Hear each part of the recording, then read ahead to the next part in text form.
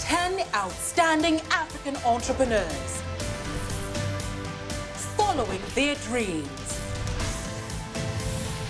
building their communities, shaping the future.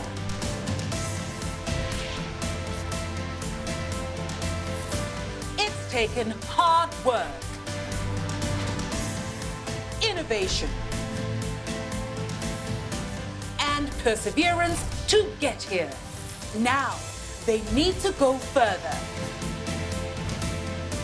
Compete, pitch to a panel of global business legends, and claim their share of a $1.5 million prize on Africa's Business Heroes 2020. Welcome back to Africa's Business Heroes 2020. I'm Anita Erskine, your host for a show that celebrates entrepreneurial excellence from across our continent. We're in week 3 and getting to the heart of our competition as 7 of our heroes pitch their businesses to the judges. Remember last week, the top 10 were challenged to create unique hashtags and make them go viral after 15 hours of strategizing and promoting and some good old elbow grease. Tiara, Chabet, and Ethel won the right to choose their slot in this week's pitching session. At this virtual event, designed for the extraordinary times in which we find ourselves, our heroes will connect from around the world. After a pre-recorded pitch, they will cross live to our illustrious panel of judges, 4 highly experienced, deeply knowledgeable business minds who are looking out for very specific details in this first round of pitching and will be judging each business according to 7 key criteria. In addition, our heroes must convince the judges that what they are doing is aligned to the vision, mission, and values of Africa's business heroes. The 4 that do this most conclusively will then go through to the round table, an intensive session where they'll be quizzed in more detail by the judges. After that, it will be time for the big announcement, the winner, second, and third place heroes. This week, 7 heroes are pitching in the first round. Each needs to grab this opportunity and up their game in order to stake a share of the $1.5 million prize. But before we join them, we have a special message from an advocate for the UN Sustainable Development Goals, recorded just for our heroes. Hi, I'm Forrest Whitaker. Over the past decade, I've had many great opportunities to work with young African entrepreneurs, and I'm very passionate about supporting their efforts on the continent. I'm inspired by you, the 10 African business heroes here today. Your passion, your grit, your courage, your mission. You represent the future of what Africa's entrepreneurs can bring to the continent. Congratulations on your efforts. I look forward to your progress. With those inspiring words, it's time for the pitches to begin. Across the world, our heroes are making final preparations for their one-on-one time with the judges. Tiara won last week's challenge and has opted to go first. She's been bold and convincing so far and really understands the digital world. Still in San Francisco, she's getting ready to pitch while her friends and family support from Dakar. I think Tiara is going to do pretty well. This is really her time to get into the core of her business and explain what she's been doing, talk about her numbers and everything. She's able to go first, and I think that's going to give her a very strong competitive advantage. I don't really have a strategy. I think from the beginning, my whole concept is just to be myself. And in terms of the data, if they ask me technical questions, I really understand my business and I know the data side of it. We support you and we know that you're going to go really, really far in this competition. Go, Tiara. We Go, love you. Tiara. Good morning, everyone. Today, I would like to tell you a story about Yakar, which means hope, dream in my native language. Tiara Blue solves 3 main problems in the fashion industry. The first, the planet. Fashion is the second most polluting industry in the world, with 85% of garments ending up in landfills annually. That's 1 garbage truck every second. Fashion is not inclusive. 92% of brands do not cover plus sizes. And lastly, fashion artisans in Senegal face unemployment and deadly migration. Our artisanal heritage is drowning.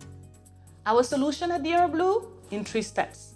First, I have designed a groundbreaking process using AI and algorithms to create infinitely And we only crowdsource and produce what's needed. This leads to minimal waste. Second, we have convertible design and flexible sizing, which means efficient fashion for all. And then lastly, we empower local artisans.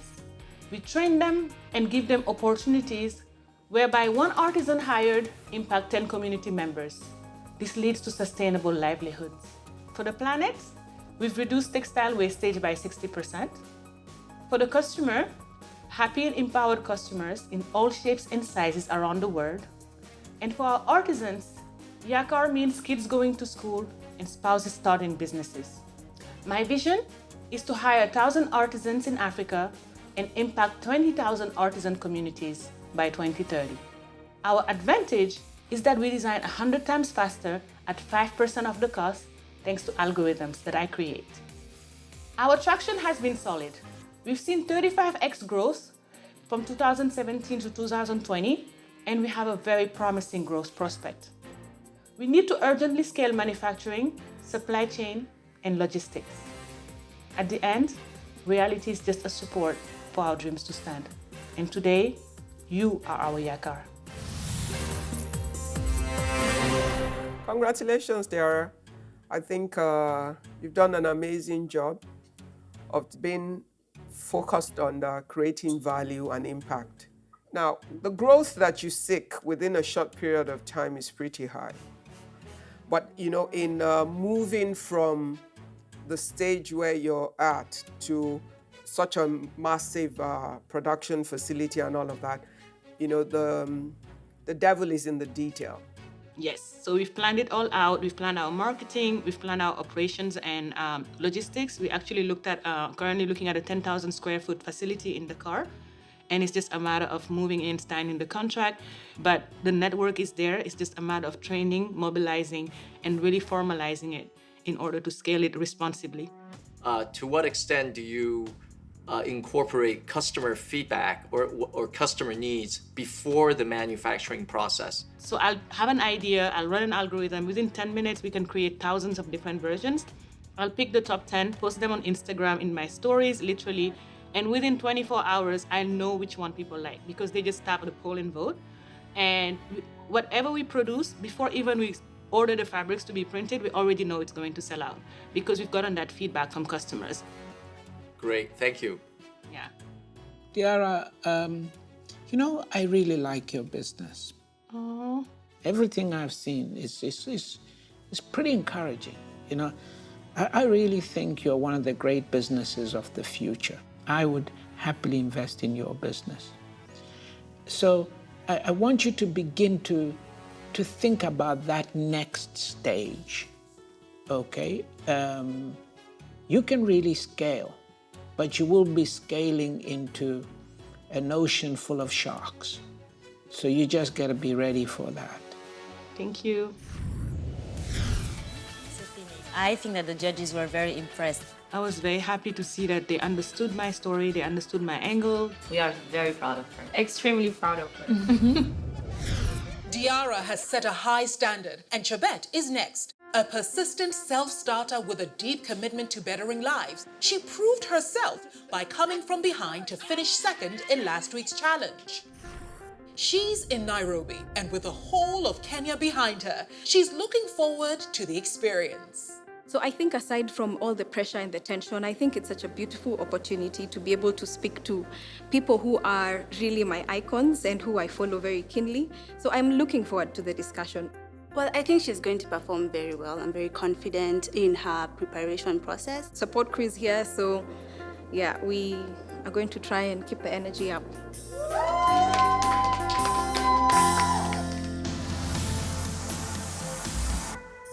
Chabet and her team are in high spirits. But before we hear from her, a reminder that we're telling more stories across our social media channels. So head there to stay up to date and stay here to find out what our judges have to say.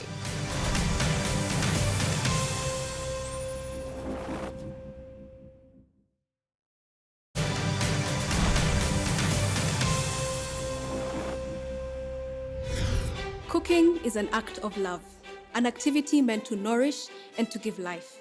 But the cooking experience is very different in different parts of the world. My name is Chabet. I want to share with you the cooking experience in Africa. Cooking smoke is dangerous, killing over 2,000 people every day. It's expensive and driving many families into poverty. And it is destroying our forests. But Bright Green is changing all of that. We are a cooking energy company that recycles farm waste to produce a safer, cheaper, and sustainable fuel. We are reducing kitchen smoke, we are reducing the cost of cooking, and we are reducing deforestation. But we've gone a step further. Bright Green is the first and only company in the world to produce a fuel that repels mosquitoes. We partner with farmers and collect their waste. We use our proprietary technology to convert that waste into fuel blocks. We distribute directly to businesses and indirectly to households at a price point of $0.4 for each unit. And we are growing and operating at a 60% gross profit margin. We have distributed over 2 million units of our fuel, impacting over 10,000 households, saving customers over $200,000, and saving 900 acres of forests. We've also created 300 jobs. And during this pandemic year, we have been essential. Government and NGOs have distributed over 50,000 units of our product as critical survival items for families. Bright Green at scale can change Africa. With your support, we can scale to 4 countries, selling over 20 million units and generating $8 million in revenue. We can also create 5,000 jobs in our value chain. I'm here on behalf of African women. Cooking is an activity that is often reserved for women, and a lot of them are taught to be quiet and submissive. But I'm here because my father was a teacher and taught me to speak my truth and always be heard. Bright Green is a life-saving fuel. Thank you.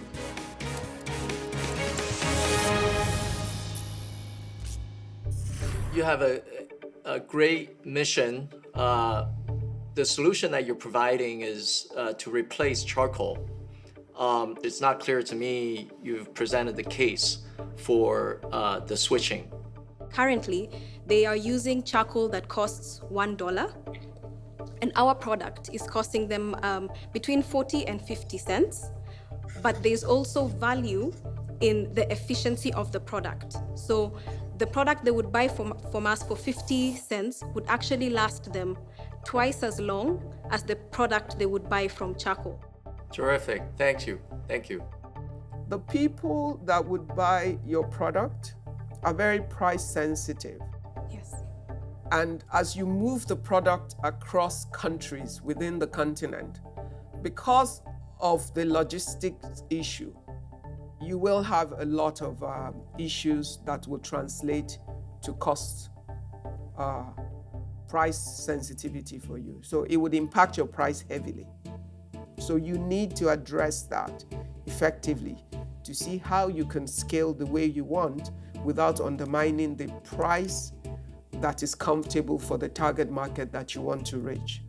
Okay? Honestly, your project is my favorite. Yeah. Is there any patent you applied for the product? I think that's very important. So we are now currently in the process of applying for a patent for this particular unit that has all the features that we mentioned that are assisting the customers to cook better, but the mosquito repellent on top of that. Good. Thank you. You're an impressive industrialist. From now on, when they ask you, what are you? You say, I am an industrialist. Thank you very much, my dear. Thank you, Strive. I don't think there's anything that caught me by surprise. I think what I can say I was very appreciative of is that the judges took time to give me advice. The simplicity in her story, the impact she's trying to achieve in Africa, it resonated well with the judges. I think it's going to be a tough competition. So we just have to wait and see. I think the judges have their work cut out for them. And from smokeless fuel, we move on to drone technology. Abubakar's innovative agricultural solutions and warm, endearing spirit have made an impression on everyone he's encountered in this competition. Now, he finds himself at midnight in Quebec, Canada, where he's currently visiting for business, while his friends and family support from his home country, La Côte d'Ivoire. Je suis content déjà de faire partie du top 10. C'est vraiment une belle opportunité qui s'offre à moi et à toute mon équipe ainsi qu'à l'entreprise. Et je pense qu'aujourd'hui, c'est vraiment une journée particulière. Voilà. Donc je l'ai préparée. Je pense que les juges vont apprécier mon pré-pitch.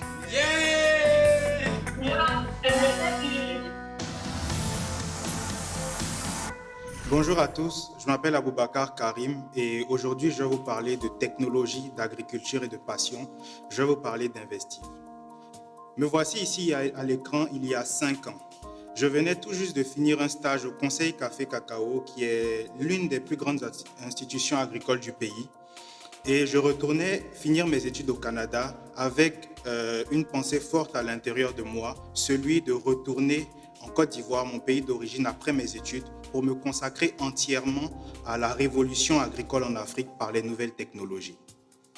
2 ans après, Investive est né, avec pour mission d'aider les entreprises agricoles, les coopératives et les institutions à être plus performantes grâce aux outils de haute technologie. La Côte d'Ivoire compte environ 6 millions de personnes qui sont considérées comme des petits et moyens exploitants agricoles qui ont des problèmes de rendement liés à la mauvaise utilisation des ressources, à la mauvaise utilisation des données et à la mauvaise utilisation des intrants agricoles. Tout cela les entraîne dans un cercle vicieux entraînant manque de productivité et pauvreté. Face à cette situation, nous avons bâti une solution basée sur l'utilisation de drones et sur l'agriculture de précision. Depuis 2019, nous avons complété notre offre avec la formation en agriculture de précision et au pilotage de drones et avons investi dans une équipe de développeurs pour bâtir des solutions IT destinées au secteur agricole. Chez Investive, nous avons déjà pu couvrir en 3 ans 80 000 hectares de terrain agricole. Nos activités ont eu un impact sur plus de 20 000 petits et moyens exploitants agricoles qui ont vu leurs revenus augmenter grâce à nos activités. Et conséquence de ça, le revenu d'Investive a augmenté de 400% depuis 2018. Aujourd'hui, nous voulons grandir et pour ça, nous cherchons des investissements qui nous permettront d'établir des centres de services en agriculture de précision, de pouvoir étendre notre offre de services au-delà même des frontières ivoiriennes couvrant toute l'Afrique de l'Ouest et de pouvoir aussi utiliser des données pour pouvoir les traiter à plus forte valeur ajoutée avec les données qu'on a déjà. Let's change agriculture together. Abubakar, I've studied your business very closely. Your biggest income stream is coming from the sale of drones, okay? It's important for us to understand if you win, what won?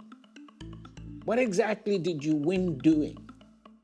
You know, in Africa, it's sometimes difficult to get financing when you start a business like drone technology because it's a new business. Nobody heard about that before. So this is why we start with farm management. But in the vision, it was to earn revenue with farm management services to just build IT solution. So this is why we are moving like that. Okay, I got you. Where is the area of your focus going forward? We want to build software, data analysis software, in order to be at one level up in the drone business. Because, for example, the needs in banana is different than in the needs in pineapple, for example. So we have to adapt and adjust our technology. Hi, Abubakar.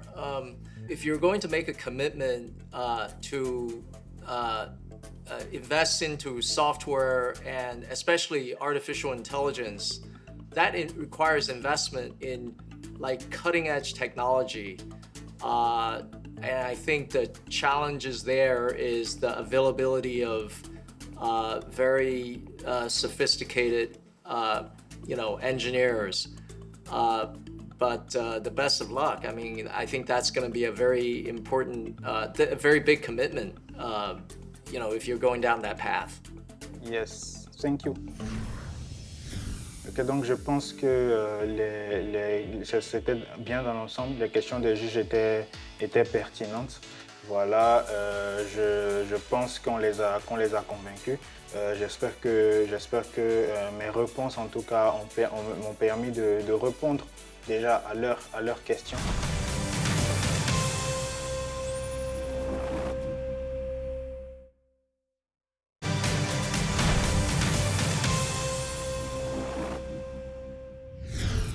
We're back with Abdullahi, a man with a mission to uplift women. He champions sustainability through his unique approach to farming. He gave us all in the challenge. And even though he's left his hometown Tamale to travel to Accra, the whole of Ghana is supporting him. I'm excited, at the same time nervous, because I've tried to anticipate what is going to happen. But he's been tense, I must be frank. You know, he's been a little agitated because, you know, everybody wants to win. Up till this point, I believe we have put in our best and we will nail it. He should just be himself. He's already a winner, and I wish him good luck.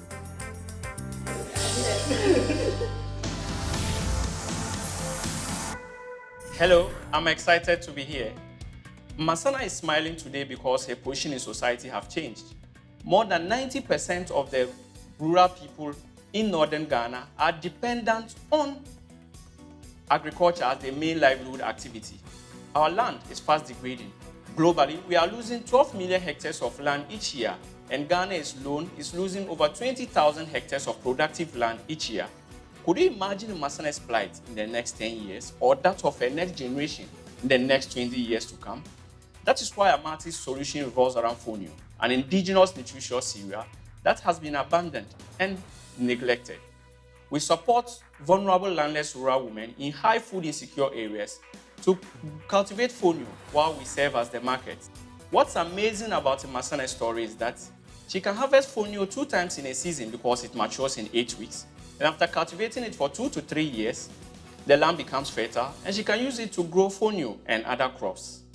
We are targeting to reach 12 million people in Ghana who are in the middle income class living in urban cities.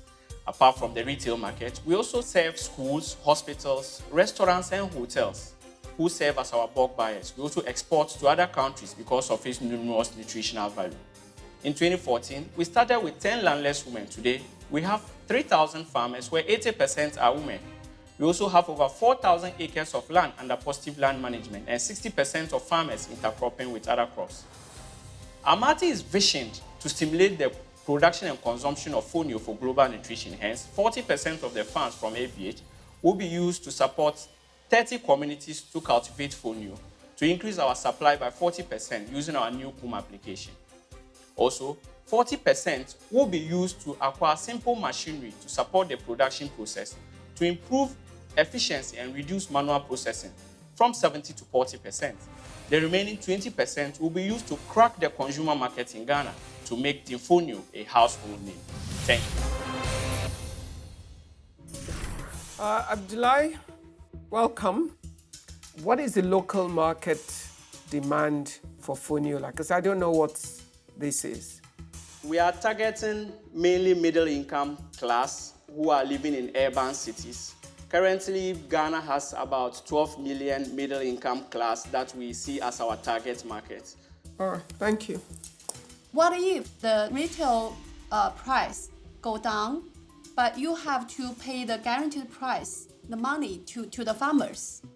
So we have not actually had a scenario where the selling price is lower than what we have bought this fonio for, because we factor how much we are buying into the price even before the start of the farming season. Last question. I hope you don't mind me asking the question. So why isn't your co-founder and CEO with you at this pitch? She is training me up for the experience, but she is also here as well and she can say hi. Great. There she is. One of the greatest things about being an entrepreneur and scaling the business is doing people development. So you're developing your co-founder. Yeah, exactly. He was always ready to learn. That is most important to me. And he came to do his best. So we are really proud of what he's done. I'm confident that I'm not only getting through to the round table, but I'm going all out to emerge the African business hero for 2020. Abdullahi is in a positive mood, setting the scene for Ethel, who's up next. Infectious, resilient, and an evangelist for financial inclusion, she went all out in the challenge and finished third. In Harare, can she bring the same energy to her pitch? I'm feeling excited, but a bit nervous, though I'm prepared. I'm just wondering what would they want to know further about Management Finance, and I'm prepared. She is my last born. I wish her the best, as I know that she's somehow the best of them all.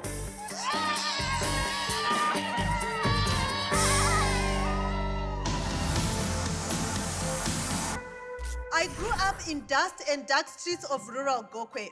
My father was a polygamist and a businessman, and I believed all the wealth of the family belonged to him and his sons.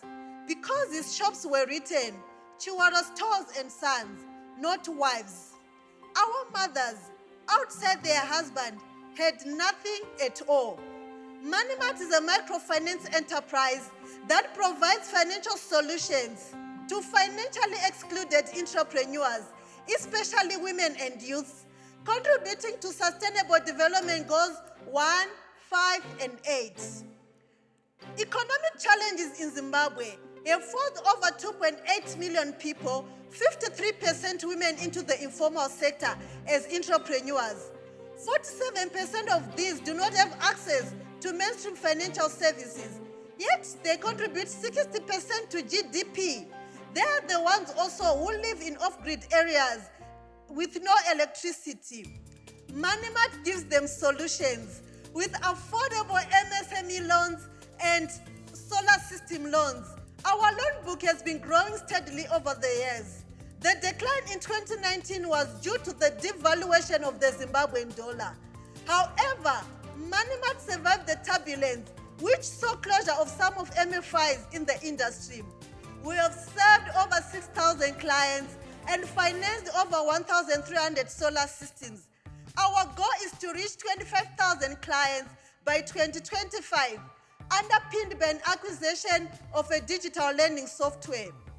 Our business model is based on cash flow management with short loan tenures and affordable loan amounts. We charge 10 to 20% risk-adjusted interest rates and use guarantees as collateral. As we strive to change the lives of Zimbabweans and Africa at large, especially women and youth, thank you. As convincing as she is, will Ethel convince the judges? Keep watching to find out, and keep visiting us on social media, where we've got additional insights and anecdotes from Africa's Business Heroes 2020.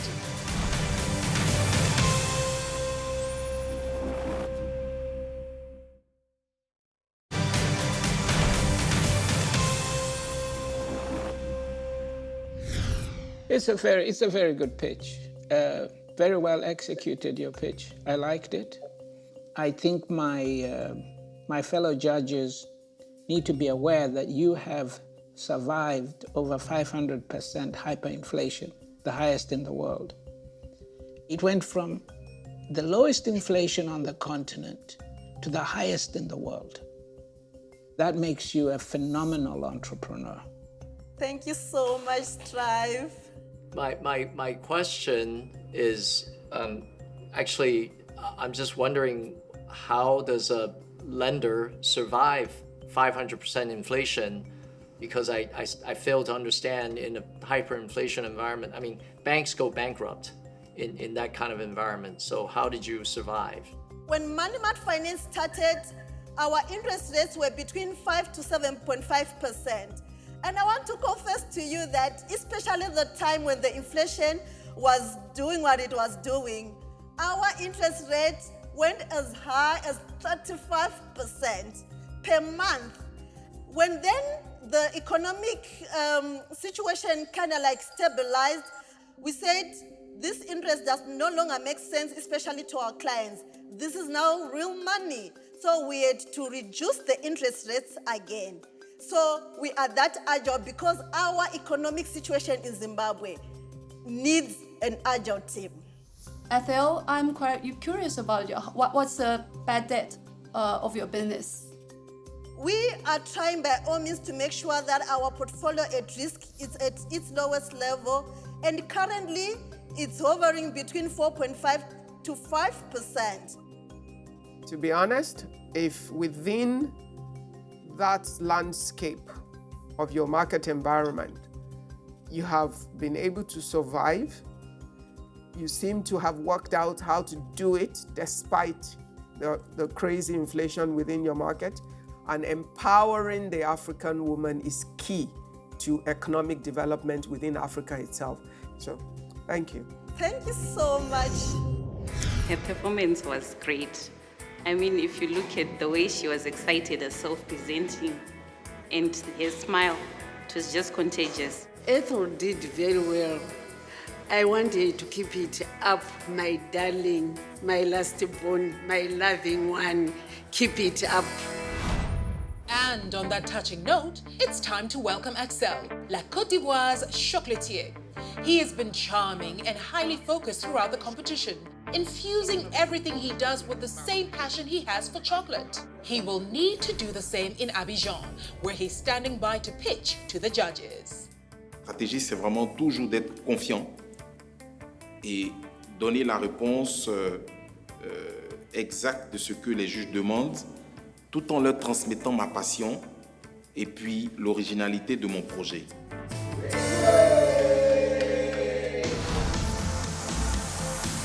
Bonjour, je suis Axel Emmanuel, artisan chocolatier de Côte d'Ivoire, mais bien avant d'être artisan chocolatier, j'ai été banquier. Ma vision, c'est de pouvoir faire la plus grande usine de chocolat du continent qui va produire du chocolat pour les Africains, mais aussi pour le monde entier. Et contribuer ainsi à inscrire l'Afrique sur la carte des pays transformateurs de chocolat, au même titre que la Belgique, la France et tous les autres. En Côte d'Ivoire, vous avez 2 millions de tonnes de fèves de cacao et l'industrie du chocolat représente 100 milliards de dollars et les pays producteurs ne bénéficient que de 6%. Et au niveau des producteurs de cacao, ils n'ont que 3% de la chaîne de valeur. Du coup, nous avons pu intégrer dans notre chocolaterie un process de fabrication unique qui inclut les femmes de planteurs de cacao que nous avons formées à décortiquer, extraire les fèves de cacao. Et aujourd'hui, elles sont à mesure de pouvoir faire du cacao de bonne facture et nous achetons les fèves 5 fois plus cher que le prix conventionnel. Notre chocolaterie vend aujourd'hui à Abidjan dans 60 supermarchés. Nous sommes distribués aussi dans 12 vols aériens en Côte d'Ivoire, à l'aéroport au duty free et via notre boutique en ligne, nous vendons du chocolat à travers le monde. Et nous sommes bien ravis aujourd'hui de pouvoir valoriser un chocolat made in Côte d'Ivoire. Si nous gagnons ce prix African Business Heroes, nous comptons investir beaucoup dans la machinerie pour produire plus de chocolat parce que nous croulons sous le poids des commandes. Parce que nous avons triplé notre chiffre d'affaires de 2016 à 2019 et encore faire en sorte de recruter un marketiste de renom pour nous mettre à un niveau plus élevé. Nous comptons véritablement sur ce prix et nous pensons que ça pourra énormément nous amener de l'avant. Je vous remercie. Actually, I love this idea very much because I think the value-added idea is quite amazing. Everybody knows the high profit, high margin always come from the processing the value-added things. How do you compete with some very famous brand? Pour pouvoir compétir avec les chocolatiers de renom, il faut juste un leitmotiv, c'est la qualité. Par exemple, nous avons fait le premier semestre 3 mois à l'hôtel intercontinental de Hong Kong, mais le général manager de l'hôtel est aujourd'hui général manager de l'hôtel intercontinental de Londres Park Lane. Il a été satisfait de la qualité et aujourd'hui, il veut être le seul distributeur du même chocolat à l'hôtel intercontinental de Londres. Axel, what I love most about what you're doing is the fact that one of the things we do need to do a lot on the continent is to get into processing of raw materials that we produce. because we lose too much value. You're getting into the production, but also quite exciting that your product is already well accepted, not just within the African market, but also in some international markets.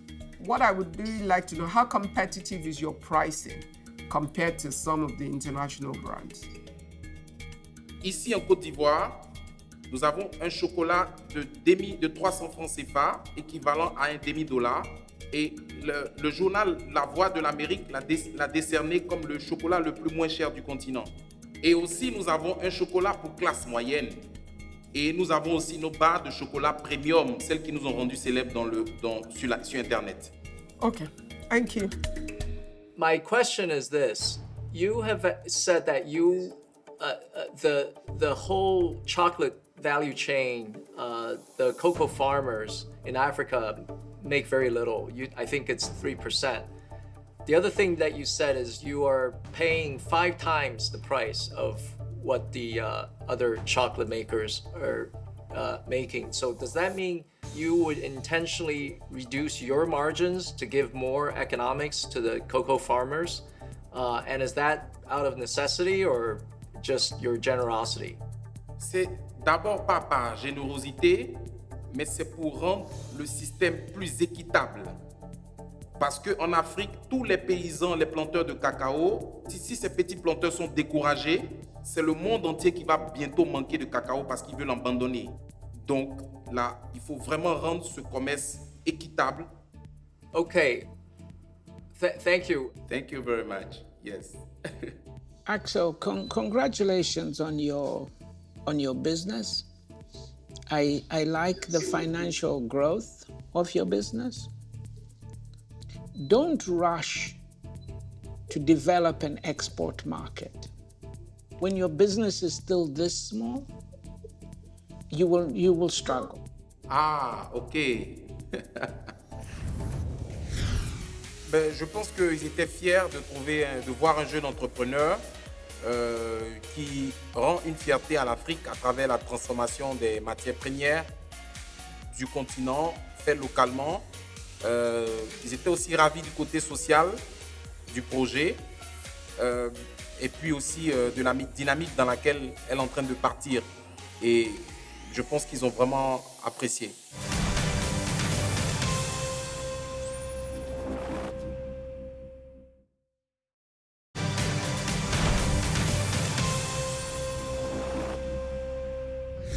This week's final pitch comes from Sugar. Previously, he introduced us to his impressive life-saving medical business and showed great character in overcoming a huge setback in the challenge. Now he's in Lagos, supported by his team and the whole of Nigeria. He's being as practical as always. For me, it's just to be myself, to answer whatever questions come my way. I think it will be exciting, and I'm looking forward to that. I like the back and forth. I think that's my preferred format. I'm just super excited to watch this final Q&A and want to let you know we're all very, very proud of you at Team MDOS.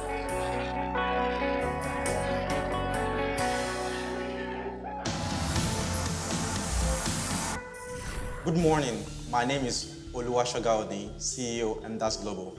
At MDAS, we're tackling one of the most important challenges in Africa today.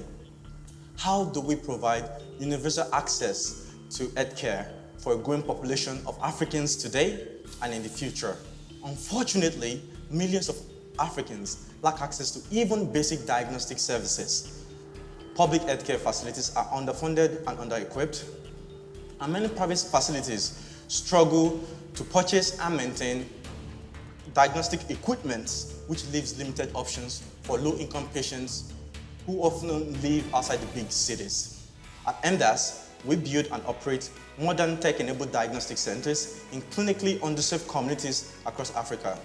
We offer imaging, cardiac and laboratory services, and serve as the diagnostic department for hundreds of small and medium-sized hospitals within these communities. We launched our first center in November of 2017 and have since expanded to 4 locations, supporting 250 medical facilities and servicing over 25,000 patients to date. There are 3 key factors that's enabled us to see these amazing results. 1 a vertically integrated supply chain that makes it 60% cheaper to set up a center. 2, streamlines tech-enabled operations that helps us run this center smoother and helps scale faster.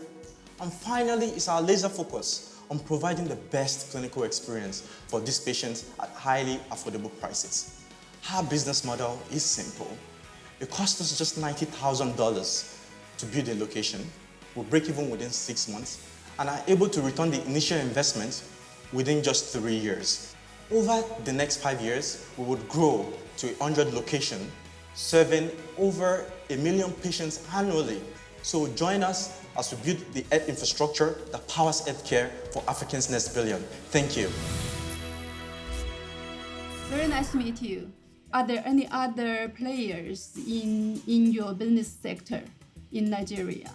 Yes, so you have the big chains of big diagnostic chains, but a lot of them are only in big cities, and their own high capex model cannot go to the kind of places we are. And the second type of competitors that we tend to compete with the most is actually mom and pop diagnostic shops.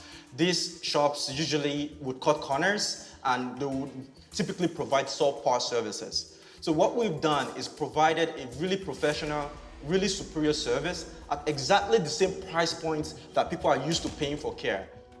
Lucy, if I may just to add a bit more context for you, it's not even just for poor people, it's simply the lack of availability of adequate and reliable diagnostic facility makes it impossible for the doctors to be effective in doing their work. And what about the number of doctors that are available to read the x-rays and interpret the ultrasound? Is that a bottleneck? Yes, but the good thing with those is that you can actually solve that problem with technology. And I think at scale, that's how we actually solve it, where we make sure that we have a team of radiologists and sonologists in Lagos that are able to, through technology, provide the needed service to interpret these results so that the level of the quality we have in our clinical reporting, and that's something we're known for in the community, is we keep the quality high. Okay. Thank you.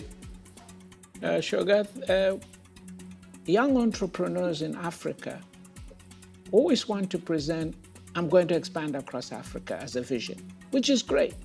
But let me tell you, it's not easy. Own Nigeria, okay? You've barely scratched the surface of your home turf. Completely dominate the space, and then you go out, okay? I think it went great. I think it's a combination of this competition, and I think that I did a great job in answering all of the questions they asked. Solving problems, crafting a better future. That's what it's all about for our entrepreneurs. There have been 7 pitches, and in next week's finale, our remaining 3 heroes must defend their businesses. Only 4 will go through to the round table and be interrogated further by the judges. Who will be crowned winner? Don't miss out on any of the action, and don't miss out on the conversations happening across our social media channels. Until next week, stay well, stay safe, and thank you for watching Africa's Business Heroes 2020.